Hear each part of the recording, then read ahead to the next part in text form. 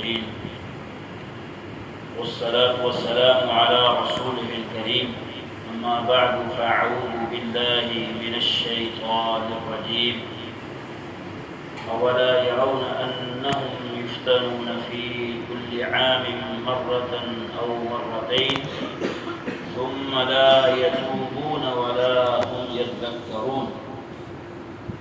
اس آیت کے مفسرین نے دو مطلب بیان کیے ہیں. پہلا مطلب یہ ہے کہ نبی اکرم صلی اللہ علیہ وسلم کے زمانے میں جو منافقین تھے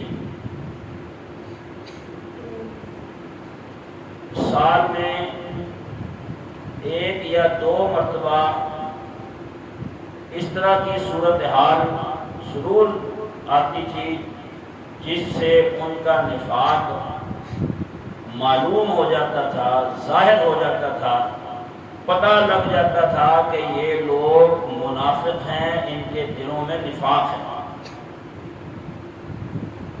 ایک سال میں ایسی صورتحال ایک یا دو دفعہ ضرور بنتی تھی.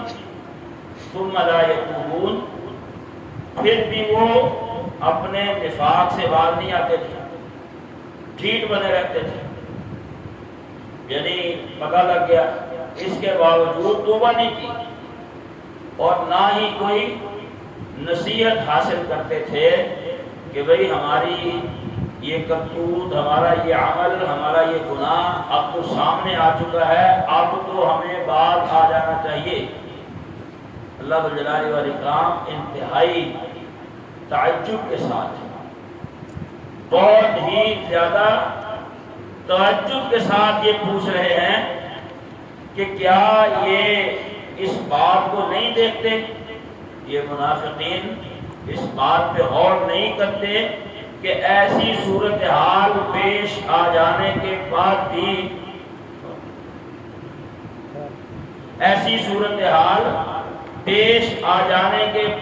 بھی یہ توبہ نہیں کرتے اور نہ ہی یہ واپس پلٹتے ہیں. پہلا اس آیت کا مطلب یہ ہے.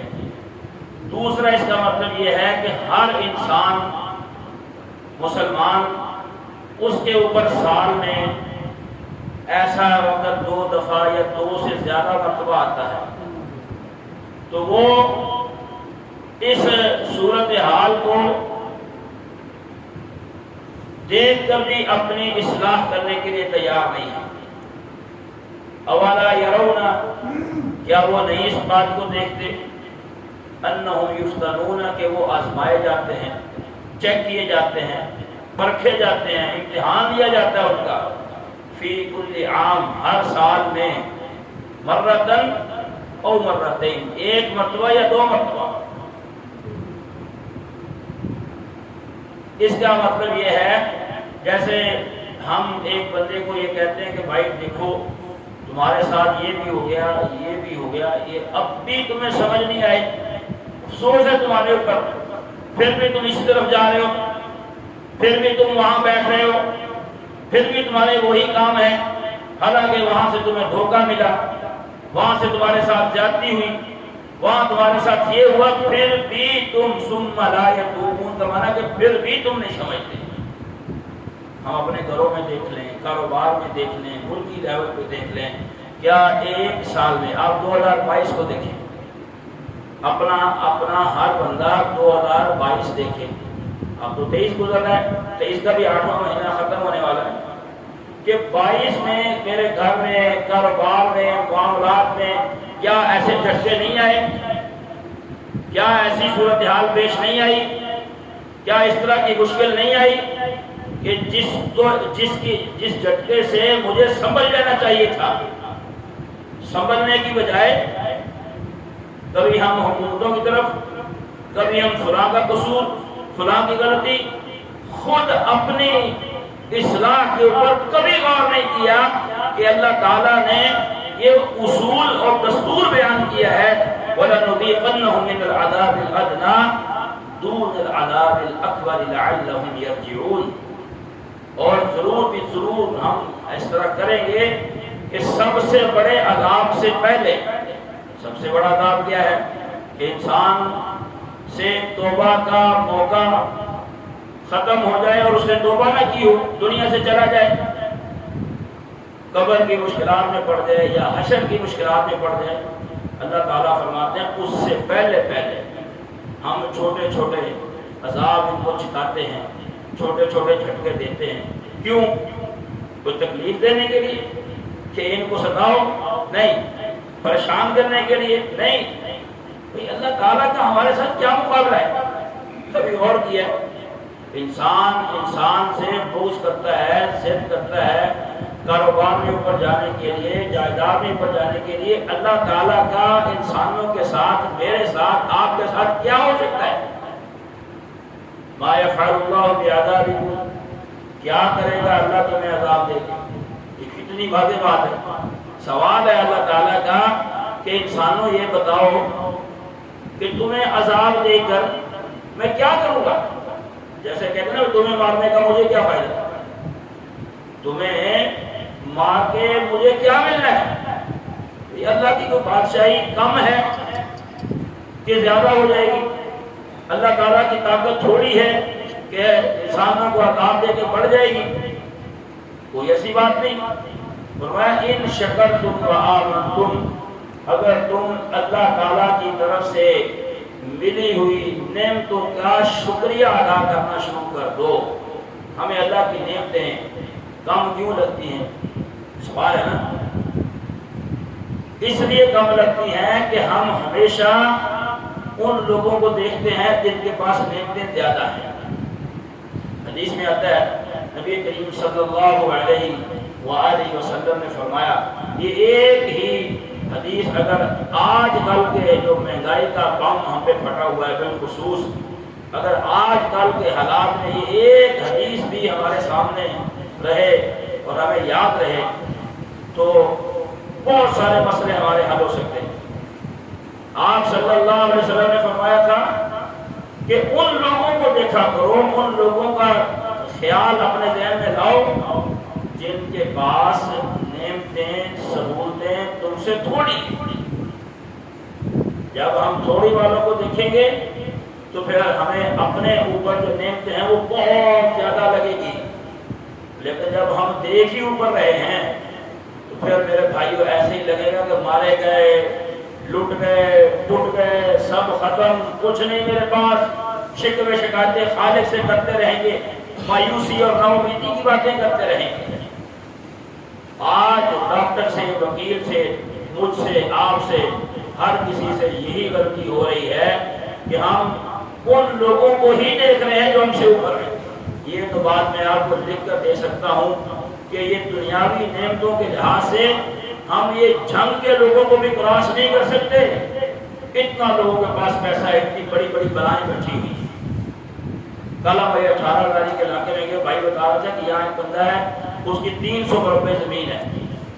اب 300 مربع سمجھتے ہیں، اللہ اکبر، یعنی ہم تو جنگ کو کراس نہیں کر سکتے، پھر کہاں ہم سرگوندے کو، فیصل آباد کو، پنجاب کو، پاکستان کو، پھر دنیا کو۔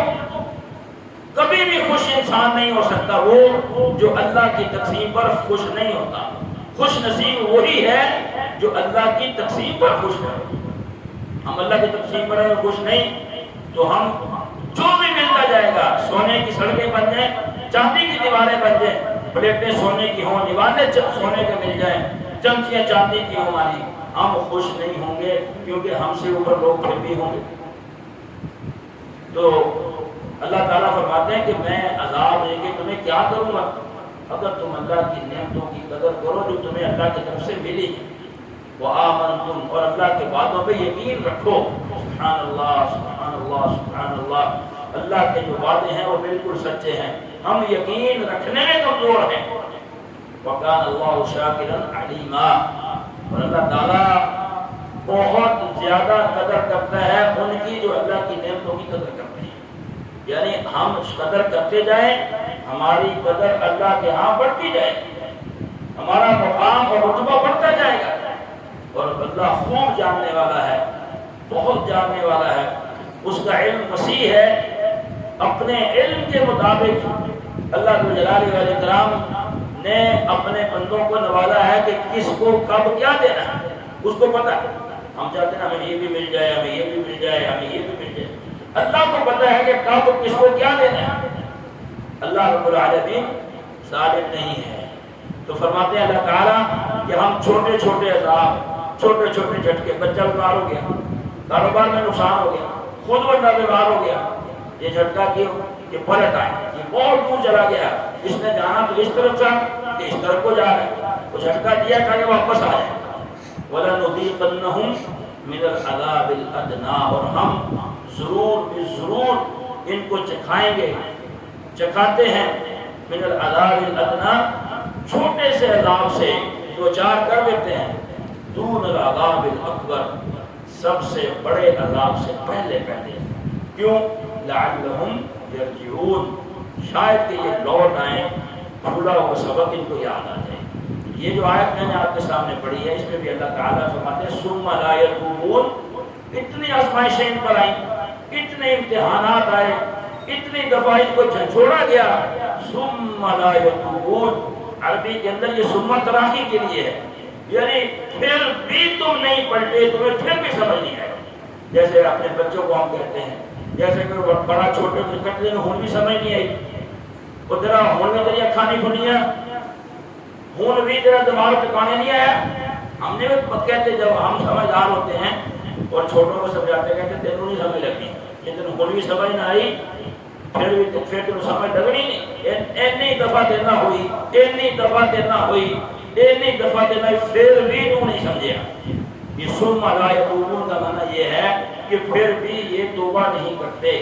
اتنا کچھ دیکھ کے، اتنا کچھ سن کے، جب ہمارا ذہن یہ بنا ہوا ہے کہ ہم نے دوسروں پہ ڈالنا ہے، یہ تو کبھی سوچا نہیں کہ بھائی مجھ سے بھی تو غلطیاں ہو رہی ہیں، میں بھی تو اپنی ذمہ داریاں ادا نہیں کر رہا۔ ثم لا یتوبون، اللہ تعالیٰ فرماتے ہیں پھر بھی یہ لوگ پلٹتے نہیں، ولا ہم یذکرون، اور نہ ہی ان کو کوئی یاد ہی آتی ہے، نہ ان کو کوئی نصیحت ملتی ہے کہ بھائی یہ دنیا چھوڑنی ہے۔ اچھا یہ بتایا اگر یہ مشکلات ہمارے اوپر ہیں تو یہ زندگی کیا مستقل ہے؟ زندگی بھی تو عارضی ہے، زندگی مستقل نہیں ہے۔ لوگ جا رہے تو نصیحت حاصل نہیں کرتے اور نہ ہی واپس پلٹتے ہیں۔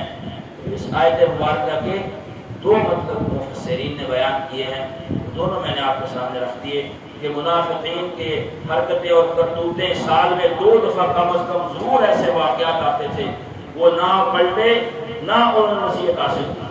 عام انسان کے اوپر بھی دوسرا مطلب ہے کہ عام انسان پر بھی یہ وقت آتا ہی رہتا ہے، آتا ہی رہتا ہے اس کی سمجھانے کے لیے، اس کو ٹھیک کرنے کے لیے، اس کے باوجود نہ وہ واپس پلٹتے ہیں، نہ نصیحت حاصل کرتے ہیں، اپنی ڈگر پہ چلتے رہتے ہیں یا پہلے سے بھی زیادہ خرابیوں کی طرف چلے جاتے ہیں۔ ایک بندے کو میں نے پوچھا بھائی آپ نماز نہیں پڑھ رہے، کہتا حالات بہت خراب ہے، اندازہ کریں، کہتا مہنگائی بہت ہے۔ تو بھائی نماز کا مہنگائی کے ساتھ تعلق تو یہ بنتا ہے کہ آپ زیادہ اللہ کی طرف رجوع کر لیں، وہ اور دور سے دور ہوتا جا رہا ہے اور کہہ رہا جی مہنگائی بہت ہے۔ بھائی مہنگائی سے آپ کی زندگی متاثر ہونی چاہیے، آپ کی موٹر سائیکل کھڑی ہو گئی، گھر میں چولہا نہیں جل رہا، یہ مسائل تو آپ بیان کریں تو بنتے ہیں، لیکن یہ بات تو نہیں بنتی کہ حالات بہت خراب ہے، مہنگائی بہت ہے، اس لیے میں نماز نہیں پڑھ رہا، اس لیے میں قرآن نہیں پڑھ سکتا، اس لیے میں یہ نہیں کر سکتا۔ میرے محترم بھائیوں، یہ مشکلات، یہ پریشانیاں سب سے زیادہ اللہ تعالیٰ نے کن کے اوپر نازل کی؟ ان لوگوں پہ نازل کی جو اللہ کے سب سے برگزیدہ تھے، انبیاء علیہ السلام پر۔ اشد الناس بلاء الانبیاء ثم الامثل فالامثل۔ پھر اس پر آتی ہیں مشکلات جس کا ایمان نبیوں کے بعد دوسرے درجے کا ہوتا ہے، پھر اس پر آتی ہے جس کا تیسرے درجے کا ہوتا ہے۔ مشکل، پریشانی، مصیبت، آزمائش کبھی بھی مانگنی نہیں چاہیے اور نہ ہی اپنے آپ کو آزمائشوں کے لیے پیش کرنا چاہیے۔ یا پھر ایک دو باتیں سن لیں، غور سے توجہ فرمائیے۔ جیسے ایک بندے کے اوپر حالات اگر خراب ہوں، آپ اس کے لیے دعا کریں، آپ اس کی مدد کر سکتے ہیں تو کریں، لیکن اپنے آپ کو کبھی اس طرح نہ کہیں کہ میں بھی تو ہوں نا یار، دیکھیں ان حالات میں پیش نہ کریں۔ اگر اللہ تعالیٰ نے مجھے اور آپ کو عافیت میں رکھا ہوا ہے، تو اللہ سے عافیت کا ہی سوال کریں، اسی چادر میں رہیں۔ اللہ تعالیٰ نے یہ چادر اگر آپ پر اور میرے اوپر ڈالی ہوئی ہے، گناہوں پر ڈالا ہوا ہے پردہ، یا سفید پوشی میں عزت زندگی گزر رہی ہے، تو بڑی بات کبھی نہ کرنا بھول کر بھی اللہ تعالیٰ کو جن باتوں پہ سب سے زیادہ غصہ آتا ہے، ان میں ایک بات یہ ہے کہ انسان کوئی بڑا بول دے، پھر اللہ تعالیٰ اسی کے مطابق اس کو پکڑتا ہے۔ تو اس لیے اپنے آپ کو آزمائش کے لیے پیش نہ کریں کہ بس میں بھی تو ہوں نا، نہیں، آپ اپنے آپ کو اللہ کے قریب کرتے جائیں، دعائیں کرتے جائیں۔